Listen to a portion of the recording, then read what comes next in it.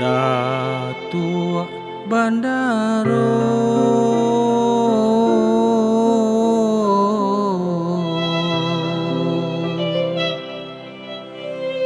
Datuk Bandaro Lelo Budi. Assalamualaikum warahmatullahi wabarakatuh. Selamat datang di podcast kedua kami, podcast Kari Cendekia. Dan hari ini alhamdulillahirrahmanirrahim kita berkesempatan untuk berbincang-bincang dengan salah seorang cendekiawan kenegrian Kari, Datuk Nur Hasan. Apa kabar, Datuk? Baik-baik saja. Baik-baik saja. Mudah-mudahan kalian juga begitu. Amin. Iko jadi podcast Iko sebagai wadah untuk belajar dakwah matuk. Jadi memang Iko programnya memang baru tuh. Jadi rencananya yang mengisi podcast ini adalah tokoh-tokoh inspiratif dari kenegrian Kari gitu. Jadi yang muda-muda ru ada tompek belajar ya deh gitu. Nah, ya. Mungkin kalau misalnya kawan-kawan cendekia belum tahu, Datuk dulu waktu di Kari di mana tinggal Kak? Kalau waktu di Kari itu tinggal di Pulau Godang. Di Pulau Godang. Waktu itu masih mengajar di SMA atau 2. Kemudian dia pindah ke Sungai Rumbio. Iya, ke Sungai Rumbio. Masih di SMA atau 2 dan SMA Lubuk Jambi. Sampai tahun 90 itu masih tinggal di Sungai Rumbio. Tahun 92 pindah ke Lubuk Jambi, tapi tetap mengajar dia pun di Tolua dan di Lubuk Jambi. Di pada tahun 2014 pindah total ke SMA Lubuk Jambi. Artinya tidak mengajar di Tolua.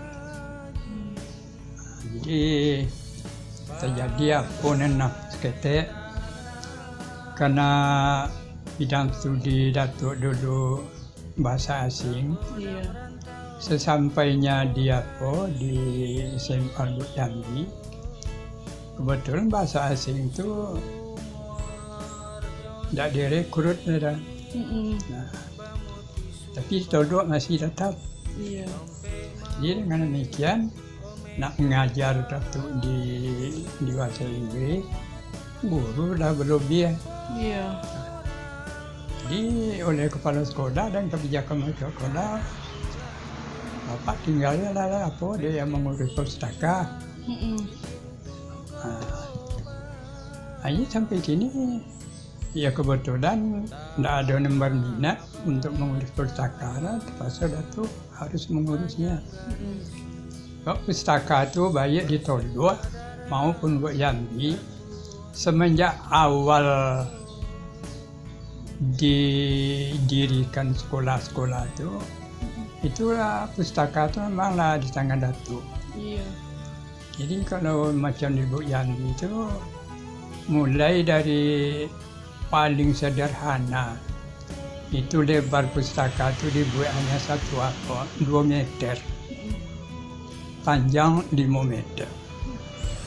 Semenjak itu Datuk membina pustaka sampai kini adalah punya gedung sendiri, tapi belum memuaskan godangnya. Jadi beberapa dekade itu Datuk mampu mengurus pustaka. Dan kebetulan memang banyak kawan-kawan dan nomor ke Kion, tapi karena alasan sertifikasi. Iya. Sebenarnya 2 jam itu mah. Iya. Dia nan bisa mengurusnya itu udah nampak dari Datuk. Yang pustakanya kerjanya apa titik bengek.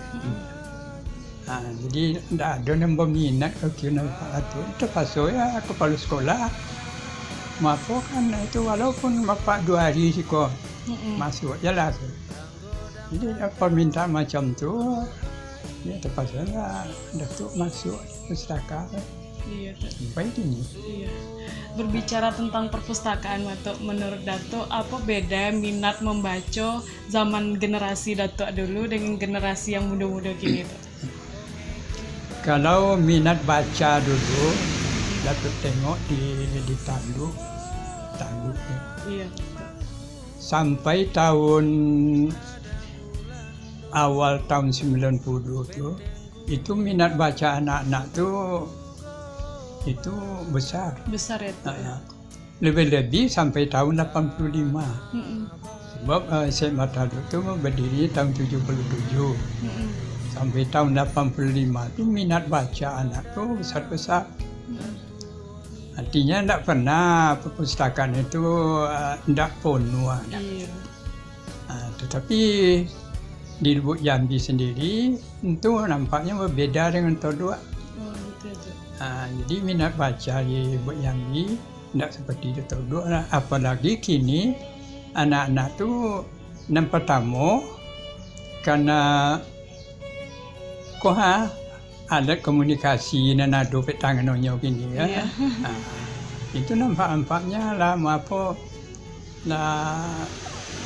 Mempengaruhi mempengaruhi minat baca anak-anak ke pustaka, Iya. kecuali kalau memang ditugaskan oleh guru. Dan kemudian mengenai buku-buku pegangan anak kan sudah disediakan oleh sekolah. Iya. Jadi inilah punya buku sendiri. Jadi buku-buku di perpustakaan itu adalah buku-buku nalado di tangannya. Iya. Dengan demikian agak kendor seketek minat baca anak di pustaka. Walaupun begitu, Datuk menyediakan juga buku-buku yang tidak mereka miliki. Dari segala bidang studi. Di usaha-usaha Datuk untuk mampu minat baca itu hanya dengan itu. Jadi disediakan buku-buku umpamanya biologi. Hendak buku biologi nado di tangan nonyo tu ya. Datuk carikan buku biologi dan lain dan mungkin isinya melebih dari apa yang nado dah. Itu nak apa tu kena. Dan kemudian anak-anak tu kini memang suka cerita. Cari buku cerita itulah yang kini Datuk kembangkan untuk menarik anak pustaka. Nan tertarik yo tapi nan tidak. Jadi fungsi perpustakaan itu kini itu nan Datuk sediakan. Datuklah sering bercerita kepada anak-anak bagaimana fungsi perpustakaan itu.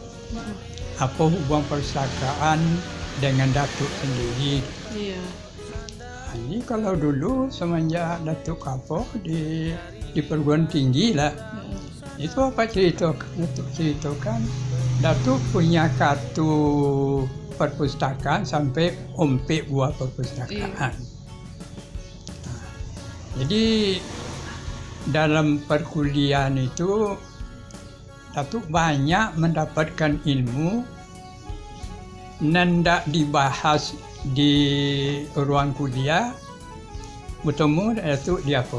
Di buku-buku di perpustakaan. Kadang Datuk tontonannya kaliannya. Kadang di waktu kuliah tu Datuk kurang set dengan apa penjelasan dosen. Tambahan itu Datuk Guru dia apa di perpustakaan. Tapi kepuasan. Kodok macam tu. Kerana itu Datuk harus apa? Untuk jalan supaya bisa mendapatkan buku-buku apa tu. Ya kebanyakan buku-buku dalam bahasa Indonesia tu ia masih kurang. Jadi dengan terpaksa Datuk bahasa asing. Oh jadi awalnya belajar bahasa asing tuh gara-gara banyak buku referensi gitu. Iya itu. Memang kalau sebenarnya semenjak di SMP itu minat Datuk ke bahasa asing itu lado. Hanya di SMP dulu di tahun 2 tu. Belum ada orang pelajar bahasa Jerman sendiri. Datuk pelajari. bahasa Prancis itu kan pelajari. Sehingga sampai di SMA, kebetulan SMA dan Datuk 7 SMA jurusan budaya. Di situ di SMA itu yang kami pelajari bahasa itu Indonesia, Inggris, Jerman, Prancis, Sanskerta. Itu bahasa kami dulu. Iya. Jadi Datuk rasa-rasa topik ke jurusan itu dulu. Jadi dengan demikian itu tinggal mengembangkan teman SMA kembangkan. Namun tidak seperti yang diharapkan benar. Maka kalau bahasa Inggris bisa mejo macam kalian lah. Kalian lah menjadi pembicaraan sehari-hari nak. Jadi Datuk kenapa tu lebih banyak difokuskan kepada kemampuan membaca daripada kemampuan berkomunikasi. Hanya gunanya untuk itu. Iya. Padahal bahasa itu harus dipraktekkan Datuk. Ya mestinya itu. Cuma Datuk ya bersyukur sekali bisa seketik menguasai bahasa Inggris, bahasa Perancis. Itu godang sekali kok untung. Bahasa Arab etc. Jadi banyak buku-buku dan bisa dibaca dan bisa dicarikan ilmu di dalamnya lewat kemampuan berbahasa tadi. Iya betul. Ya, macam kalian kalau memang kalian dari hati itu kemampuan bahasa itu memang harus dipupuk. Iya betul. Tidak boleh diapur siapapun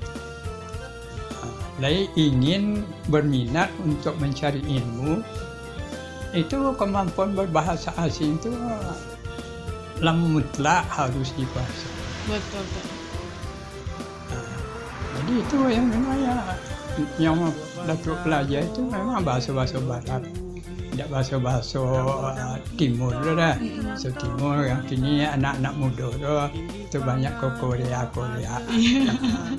Itu buku-buku dan di situ ada banyak Datuk temukan dan banyak ditemukan dalam di bahasa-bahasa barat. Iya. Itu Inggris Apalagi kini bahasa Inggris sudah bahasa kedua bahasa yang digunakan sehari-hari lah juga juga Datuk. Banyak sekali itu keuntungan perpustakaan yang Datuk tapi ya lewat itu tadi. Jadi Datuk selalu menekankan memotivasi anak-anak itu supaya bisa kalian berbahasa asing. Jadi Datuk kurang membaca sebuah skripsi. Kalau literaturnya bahasa Indonesia. Iya. Datuk banyak nengok skripsi anak-anak itu bahasa Indonesia. Kadang-kadang buku rendak Pontiang masuk je ke dalam buku rujukan itu. Jadi itu merupakan satu pertanda yang bahasa awak tu kurang membaca. Dan lebih kalau guru tu kadang-kadang kalau kini ada semalam tu peruan. Iya. Kalau tidak membaca, kalau guru kurang membaca, alamat guru akan kelabakan dalam. Datuk kan lah berpuluhan tahun ngajarkan gitu di dunia pendidikan. Makna mendidik bagi Datuk itu sendiri seperti apa sih tuh? Apa harapan Datuk setelah mendidik puluhan tahun dan pasti juga udah ratusan anak gitu? Tujuan Datuk untuk mendidik anak-anak itu ya memang sesuailah dengan apa pun tertera di dalam tujuan pendidikan bangsa. Ingin mencerdaskan bangsa, mencerdaskan anak-anak melalui pendidikan. Karena itu Datuk sebenarnya kadang-kadang Datuk tanya ke dia, pernah Datuk dulu berdoa, minta kepada Tuhan jadikan aku guru. Alhamdulillah dah jadi guru. Untuk apa? Untuk supaya anak-anak Indonesia itu lebih cerdas. Dan kemudian ya ilmu yang kita berikan itu bermanfaat untuk diri mereka sendiri, untuk kehidupan masa depan mereka, dan untuk kepentingan kecerdasan anak-anak itu lah. Jadi selalu Datuk tekankan itu kan, kadang Datuk tak memikir-mikirkan apa dah, tak memikir-mikirkan yang lain dah, kecuali hanya itu. Nah, biarkan kadang dalam keadaan kesulitan kan, tapi dan pendidikan itu saya ingin tekankan kepada anak. Nah itu dan Datuk. Jadi hasilnya ya sampai kini kan banyak. Iya. Kalau dulu Datuk menjadi pegawai di sebuah kantor, itu keluar dari kantor itu Datuk tidak akan tidak akan dikenal orang. Tapi kalau keluar dari sekolah, di mana-mana rupanya bekas murid Datuk. Iya. Oh ya Pak Datuk kapalnya ke Ketua Bupati pokoknya. Itu boleh dikatakan Datuk song-song. Rupanya itu anak-anak SMA dulu. Iya. Pergi ke kantor dinas pun dia kan kepala dinas tu anak murid ya. Nah, jadi kalau sekiranya dulu Datuk pegawai negeri dia pun untuk ke kantor lah, nak macam tu soal tu. Itu terasanya apanya manfaatnya di kemudian hari. Jadi mengenai pendidikan itu ya kalian tentulah lebih tahu. Ya, untuk mencapai pendidikan itu ya bukan mudah. Jadi macam itu sulit. Jadi kemajuan satu bangsa dia ya sama dengan waktu Perang Dunia Pertama waktu Perang Dunia Kedua. Ketika Jepang hancur, seorang jenderal melapor kepada Raja Jepang, melaporkan sekian jenderal yang sudah wafat, yang sudah tewas. Nah, kemudian Raja Jepang bertanya, berapa guru yang masih hidup? Guru yang ditanyakannya. Nah, bukan jenderal, berapa yang jenderal masih hidup, tapi yang tanya berapa guru yang masih hidup. Atas dasar dulu lah Jepang itu maju. Jadi awak mestinya macam tu pula. Nah, cuma anak-anak kini lebih kini itu ya sebahagian godang itu belajar tu sekolah itu tidak untuk mencari apa ilmu, tapi untuk mencari ijazah. Iya betul tuh. Jadi Datuk ceritakan pada satu kali ada wisuda di Toronto, di Kanada tu. Setelah menerima sertifikat ijazah, waktu di wisuda tu, diambilnya ijazahnya tu kemudian dirobek. Kenapa dirobeknya? Ijazah ini tidak menjawab permasalahan yang aku tanyakan. Itulah bayang ijazah. Jadi apa nan itulah apa? Ijazah itu hanya formalitas. Formalitas saja. Jadi banyak tuh. Ya negara Bali patut maju. Penuh dengan pemikir-pemikir. Kalau awak tidak ada. Itu kaki untuk kalau awak baca Jepang, baca Amerika, baca Jerman, Perancis, itu memang Jawa lebih dulu orang tu. Jadi Datuk bercerita kalau apel pagi dengan kadang coba kenal oleh kalian Descartes, seorang filosof Perancis. Satu kali Descartes mengatakan cogito ergo sum. Apa artinya? Aku berpikir karena itu aku ada. Iya. Jadi kalau tak berpikir atau tak berilmu itu orang tu dianggap tak ada. Iya betul. Jadi kalau orang tak berilmu mati pagi ke sore sudah dilupakan orang. Iya. Tapi kalau orang berilmu mati pagi 100 tahun pikirannya tulisannya masih jadi rujukan. Iya. Itu pendidikan. Iya betul. Itu macam tu. Apalagi Einstein mengatakan macam tu. Hiroshima di atom oleh Amerika. Kemudian foto hasil atom itu diperlihatkan kepada Einstein. Sehingga waktu itu Einstein janggut-janggutnya tu kumisnya tu basah kena air mata menengok hasil apa. So, pernah dulu guru Datuk di Jogja waktu Hiroshima di atom, Nagasaki di atom, nya kebetulan ada di Tokyo. Sempat menengok ke Tokyo. Jadi manusia tu bergelimpangan seperti udang dalam belang, merah kena radiasi atom itu. Itu nanti tengok Einstein.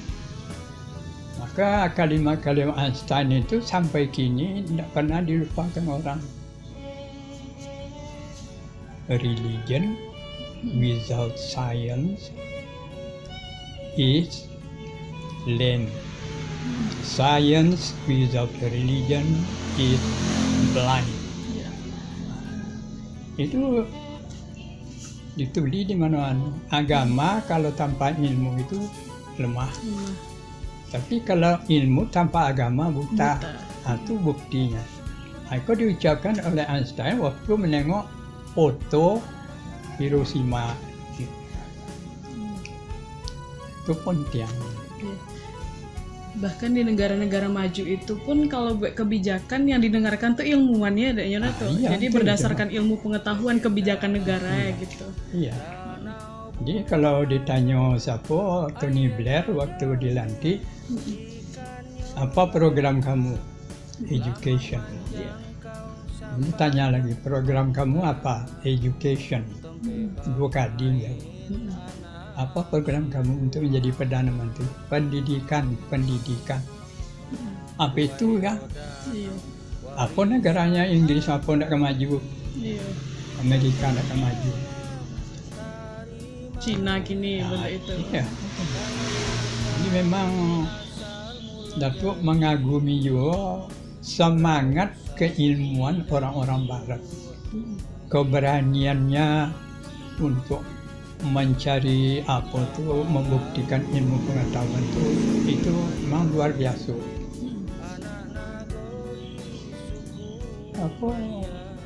Seorang wanita Amerika, seorang ahli antropologi Amerika, itu tinggal bersama penduduk-penduduk Irian. Rela hanya menikah dengan penghulu penduduk Irian demi untuk mengetahui bagaimana keadaan, bagaimana kehidupan daripada penduduk Irian. Itu macam untuk meneliti. Untuk meneliti itu kan. Ini nak dokek yang itu tu. Mana ada awak macam itu tu. Nak ada kan. Semangat untuk mencari ilmu itu luar biasa. Jadi memang tidak disesalkan Barat itu memang Jadi Mbak Sultan Takdir Adi Sahbana, Indonesia kalau mau maju harus mencontoh Barat sebanyak-banyak. Sahbana itu kan ketua Dewan Filsafat Indonesia. Jadi memang itu kagum, itu semangat untuk mencari ilmu itu orang Barat itu memang luar biasa. Menurut pengetahuan kami yang muda-muda, kari itu kan dulu asal katanya dari kori, Dato. Ya. Yang dimana ketika itu banyak ahli agama di situ, banyak ilmuwan. Nah, waktu generasi Dato dulu bagaimana sih menjaga itu gitu tuh? Artinya orang kampung itu bentuknya beragama, beragama, beradat. Baik muda maupun tua beragama dan beradat.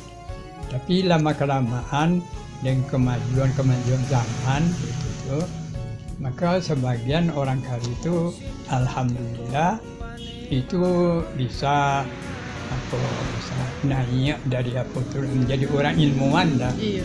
Nah, tetapi kalau orang sudah menjadi ilmuwan itu memang sulit untuk mengkombinasikan seorang ulama, seorang ilmuwan, itu sulit.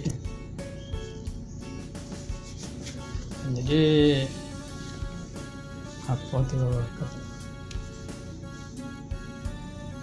ya macam tu lah. Kalau nak jadi ulama aja lah. Kalau nak jadi ilmuwan aja lah. Akhir-akhirnya dengan kemajuan zaman itu ilmu itu yang berkembang. Ilmu tadi berkembang, jadi adat istiadat itu tinggal. Itu memang punya tidak heran. Adat istiadat itu ya kan bukan hanya sikap semua. Terus ke ilmu itu alhamdulillah. Jadi kemajuan di kari itu memang ada. Dia banyak sarjana kini. Kalau dulu pada tingkat pertama orang-orang kari itu mengaji ke Minang. Itu cie ini di pelajaran cie-nya kari Quran, cie itu dia kampung dan mengembangkan itu kampung sehingga segala orang kari itu pasti membaca Quran sama sebelum itu macam tu, waktu itu macam tu pandai segala membaca Quran, jantan, betina, godang itu. Gelombang kedua itu poi ke Minang itulah untuk apa? Bukan hanya belajar Quran, itulah pelajari agama, asal-usul agama, fikihnya, apa-apanya. Balik ke kampung, itu mengembangkan itu di kampung. Sehingga banyak anak-anak muda waktu itu, itu anak-anak muda lainnya, itu punya banyak ilmu pengetahuan tentang agama. Semua orang yang balik dari apa tadi, itulah yang gelombang kedua tadi. Itu nak mengajarkan siapa umpama Kadin Kunelo, Ubeta, Haji Mayuno. Oh iya. Rombong tu. Orang tu nak jadi pegawai dah. Kojonya kojo kampung, tetapi orang tu mengembangkan ilmunya di kampung. Jadi anak-anak muda itu banyak paham mengenai agama. Akhirnya gelombang ketiga tu orang-orang kampung awak tu pergi ke Minang, pergi ke Sumatera Barat. Itu memang dalam program menuntut ilmu macam akhirnya. Waktu itu terbatas per SMP pun lah. Munaf SMP. Siapa dah? Pokoknya SMP pun dikojakan dah. Bukit Tinggi, Padang. Tomat SMP balik ada mengajar. Akhir-akhir kalau tiga orang ke Sumatera Barat dan menuju kampus. Nah, diharapkan cuma orang turun ke kampung ada apa lah ke kampung lah ke ibu kota, ke ibu kota provinsi. Jadi tidak begitu tersentuh apa tu lah cara mengembangkan ini. Tadi tradisional tak. Kalau kini tentu tidak macam itu. Itulah dah kapo dah perguruan tinggi lah pengembang tu perguruan tinggi. Orang kampung awal itu ni memang kota maju, maju, jauh maju lah. Kalau dulu di masa-masa tahun 30-an, ketika kampung tu dikuasai oleh orang-orang agama tadi dan orang-orang adat, nampaknya orang lain dah masuk kampung dah pakai kopiah, tu tak basa-basa menopok kepada.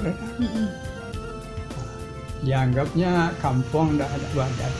Jadi orang tu dulu kalau orang kampung tu kau manopoi makan pun pakai kopiah, makan sesama. Sebegitu menjaga itu. Ya. Kalau dulu tu kalau memang waktu makan, makan sesama. Kalau kini waktu makan serah. Nak makan di mana, nak makan apa, kalau dulu. Apa yang mendorong saya waktu itu ekonomi kan masih apa tidak.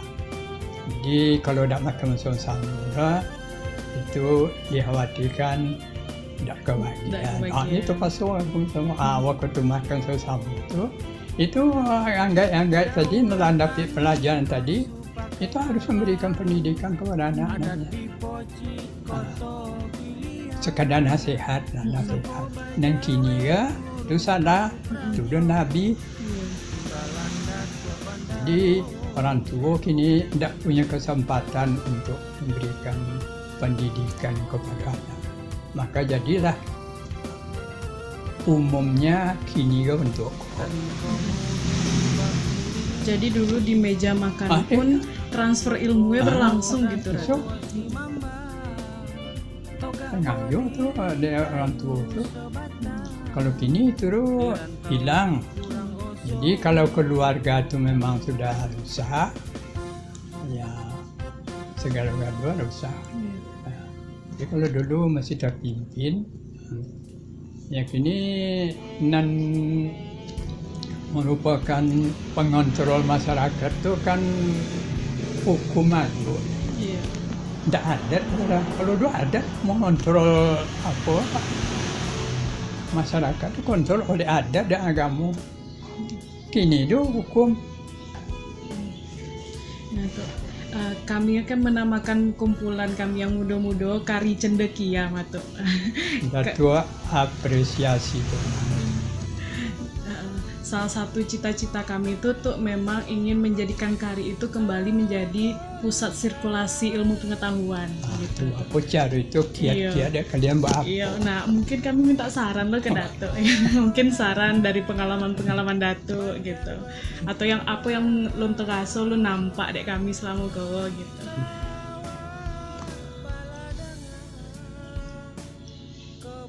Apa cara lah. Yang penting kalau nak maju, pendidikan harus maju. Iya. Jadi, dan pendidikan itu kan tidak pasti harus sekolah. Betul. Itu kan sering dulu Datuk sebutkan ke orang kampung. Mana pernah Datuk tegur dulu mahasiswa di Pekanbaru. Kalian datang ke kampung dan kalian tanyaan jadul mana yang kampacuan. Yang kampung dah itu dan diapura dan dituntut kalian. Apa yang mesti kami perbuat, apa yang mesti kami perbuat, apa yang mesti kami lakukan supaya kehidupan di masyarakat kehadiran bisa meningkat Kalian jalu yang kalian tanya. Tidak itu dah pun. Itu macam itu. Jadi hendaknya kalau kalian masuk kampung, kalau kalian akan balik ke kampung lama atau tidak, ada program kalian iko dan mesti dicurahkan ke masyarakat, iko dan mesti diberikan ke masyarakat. Sehingga punya pedoman dalam kampung, diberikan ceramah-ceramah, sehingga merangsang anak-anak muda kini lah. Tapi kalau itu tidak ada, itu kalian macam air je minyak dalam masyarakat. Tidak pernah bersatu itu. Tak pernah berbaur macam itu. Kerana malu ke kalian? Dek malunya kalian dah mau bergaul jananya. Dek malunya jauh. Jadi sarjana kelompok aku, orang kampung kelompok aku. Bagi Rudolf Kipling, never the trend shall be. Dan kedua-dua kau tidak akan pernah bertemu. Macam itu juga.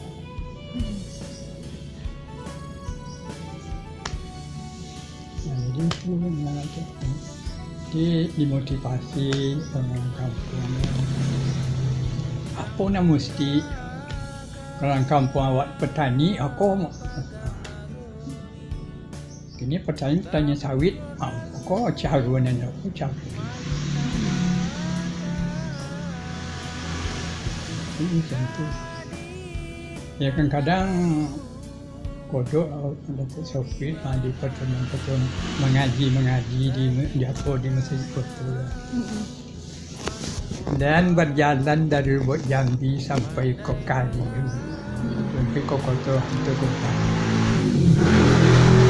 Ampunan dan perhatikan mulai berangkat di Pasar Lubuk Jambi. Itu ada suatu hal yang menyedihkan.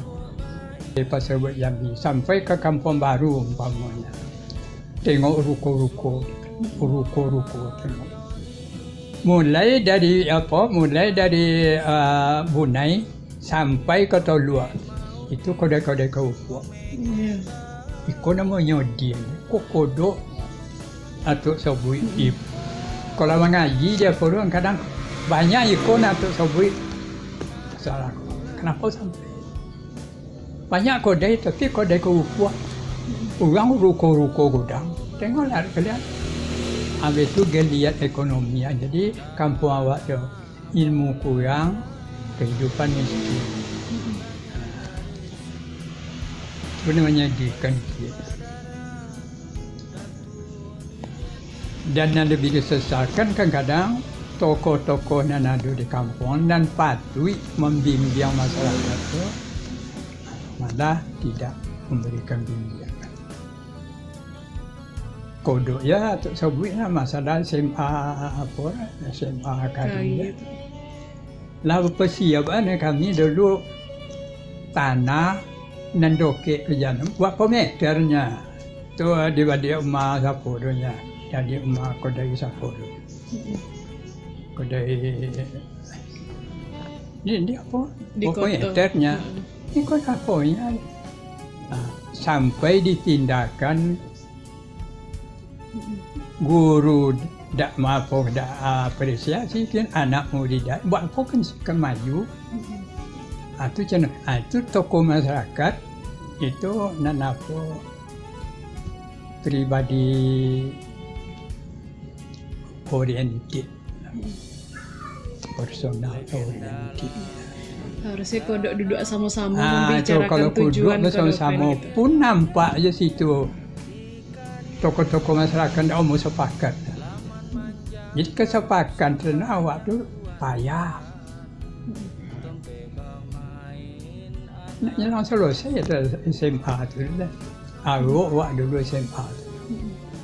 Tapi akhirnya macam kini kan. Boleh buat lah. Nak pernah menelurkan sesuatu kesepakatan. Aduh, ya nak kemampuan. Jadi ada orientasi, ada ke kemajuan kampung, ada ke kemajuan sekolah, orientasi kan personal oriented. Personal oriented. Oke tuh, terima kasih banyak. Mungkin ya untuk direkam segitu dulu. Terima kasih banyak ilmu. Kalau Beko mata-mata, tapi yang direkam detik dulu kita. yang lain Beko sudah kok awaknya ngobrol-ngobrol gitu. Terima kasih banyak tuh waktunya, banyak sekali ilmu yang kami dapatkan. Mungkin terakhir apa yang ingin Datuk sampaikan lagi ke ini pendengar awak bisa masyarakat Kenegerian Kari khususnya Datuk. Ya itulah Datuk sebutkan tadi. Masyarakat itu harus bersama-sama mendidik. Kalian daripada aku, dari mahasiswa, dari apa pokok dari perguruan tinggi dan dari surau, dari Musoli, itu aku sodorkan dua-dua orang kampung. Ini sebutnya macam Einstein tadi lah, agama ya tidak akan ditimur dengan kaki lah. Jadi kalau tidak bercampur kan itu mencewukan dengan kenapa. Jadi didik kan kampung ibu kan kampung. Santayo. Kalau nak membuat rumah dulu tanya kurang kali. Kini santayo yang kali bapa benda. Kopa, Basra. Kalau nak menjadi apa, ya dulu di Basra, mandi di semua gajo di kali. Kini itu banyak. Jadi awak dah harus sama-sama bertanggung jawab ke orang kampung. Tak boleh kalian jadi macam kalian pokoknya tinggal di Pekan ya, dia apa di Jogja. Di Jogja sekolah. Dengan kali banyak ya. Iya. Utama-utama macam tu keadaan kampung awak ni betul. Apa ndak? Jadi komunikasi kalian jangan kepada desa dengan pejabat-pejabat desa untuk mengetahui keadaan itu nak boleh tak betul. Harus ada. Tu minta bona ke kalian. Nak tu lain macam ni. Kali itu kini orang yang maju lah banyak. Kalau dulu munap ya, ada tu munap. Lain. Munap aja nanti ada. Akhirnya banyak macam kalian. Kedua, kakak di belakang saja kota kedua itu kampung Rambai. Itu nak tujuan kampung ke seberang kampung, ke seberang Pulau Godang dah. Jadi dia itu. Sekali dicoba menembak antara Belanda di Kotor. Kami sedang ngumpul. Dah dulu sehat-sehat lagi langkah apa. Baju juang capa Godang tu sambil lagi. Abi terbayak tinggal apa. Baru berhenti lagi kira-kira di belakang rumah sakit Besajin apa tu. Yang lalu di tepi air, situ baru berhenti okonya. Dah jadi mahasiswa, dah tua termasuk mendobrak membubarkan PKI. Jadi apa dah tua dulu nyawa dah tua diujung apa dah dia jatuh. Tengok aja tu yang kami hadapi ya kata. Nya dah umur wana ke bawah dah apa dah itu nan dijagonya di lando dia tengok aja dah. Kalau ke bawah wana apa dah coba apa ndak umur dah lando. Sehingga kira 6 meter lah di samping itu dah. Ya dua orang siswa SMP itu kena setinggan kedua. di muka Gedung Agung kini dah. Gedung Agung lebih ya. Gedung Agung Jogja. Iya. Situ demo kami dulu. Kamu masih di situ dulu. Sampai apa dah sempat membuat skripsi. Sebab itu ikut peristiwa itu lebih membahayakan nyawa. Ini kata terpaksa lari ke Jakarta. Saya mengerikan dulu waktu pemberontakan PKI. Datuk entah apa deh. Saya diperhatikan oleh apa pemuda-pemuda lah. Saudangku jalan ke rumah dulu. Di dinding di tembok itu lah bertudian dah. Tudian nama datuk ini harus diganyang hidup-hidup dengan pelangking. Saya datuk apa tengoknya tu menjelang terjadi pembunuhan di Bambayo. Pembunuhan Bambayo terjadi hari Jumat malam. Hari Jumat siang juga sudah aku tontonnya berita di Jakarta. Ada yang mengatakan hasil Tionko, Papo, pokoknya masih hari Sabtunya baru jadi jenderal-jenderal. Jadi tak ada di dunia ya jenderal dan mati 10 orang dalam satu malam kecuali di Indonesia. Okay, itu thank you for your time. We are so glad learning many things from you. Banyak ilmu yang kami dapatkan dari Datuk dan semoga nanti penonton kita kami share-nya di YouTube itu. Di YouTube channel kami Kari Cendekia. Semoga teman-teman yang sahabat Cendekia yang menonton juga mendapatkan banyak ilmu dari perbincangan kita. Amin, terima kasih. Assalamualaikum warahmatullahi wabarakatuh.